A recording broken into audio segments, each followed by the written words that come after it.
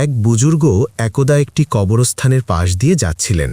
তিনি কবরবাসীদের কথা স্মরণ করে কিছু সূরা পাঠ করলেন এবং তাদের আত্মার শান্তির জন্য ইসালে সাওয়াব করলেন। সেদিন রাতে তিনি এক বিস্ময়কর স্বপ্ন দেখলেন কবরস্থানের সব মৃত ব্যক্তি এক জায়গায় জড়ো হয়ে আছেন। হঠাৎ আকাশ থেকে এক ব্যক্তি একটি বড় নূরের পুটলি নিয়ে নিচে নামলেন। পুটলিটি রাখা মাত্রই সব মৃত ব্যক্তিরা হাহাকার করে সেদিকে দৌড়ে গেলেন, যেমন ক্ষুধার্ত মানুষ খাবারের দিকে ছুটে যায়। প্রত্যেকেই সেখান থেকে নিজের ভাগ নেওয়ার জন্য চেষ্টা করছে। কিন্তু বুজুর্গ লক্ষ্য করলেন একজন বৃদ্ধ লোক একপাশে খুব শান্ত হয়ে বসে আছেন। তিনি অন্যদের মতো সেই পুটলির দিকে দৌড়াদৌড়ি করছেন না। বুজুর্গ কৌতূহলী হয়ে বৃদ্ধ লোকটিকে জিজ্ঞেস করলেন, সবাই নিজের ভাগের জন্য দৌড়াচ্ছে, আপনি কেন বসে আছেন? আপনার কি সওয়াবের প্রয়োজন নেই?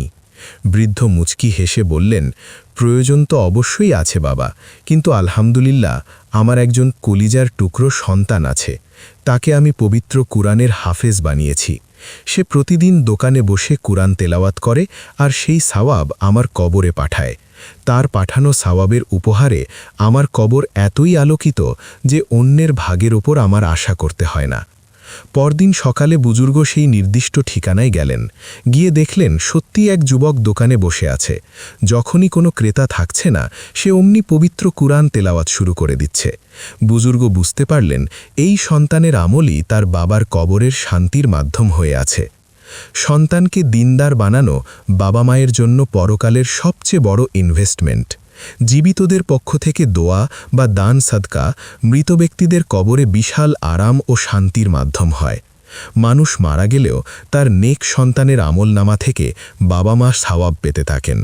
ঘটনাটি খুতুবাতে ফকির গ্রন্থে জুলফিকার আহমেদ নকশবন্দি রাহিমাহুল্লাহ উল্লেখ করেছেন। রাসূলুল্লাহ সাল্লাল্লাহু আলাইহি ওয়াসাল্লাম বলেন, মানুষ যখন মৃত্যুবরণ করে তখন তার সমস্ত আমল বন্ধ হয়ে যায়, তিনটি মাধ্যম ছাড়া। ১. সাদকায়ে জারিয়া অর্থাৎ চলমান দান। ২. এমন জ্ঞান যার দ্বারা মানুষ উপকৃত হয়। ৩. এমন নেক সন্তান যে তার জন্য দোয়া করে। সহিহ মুসলিম।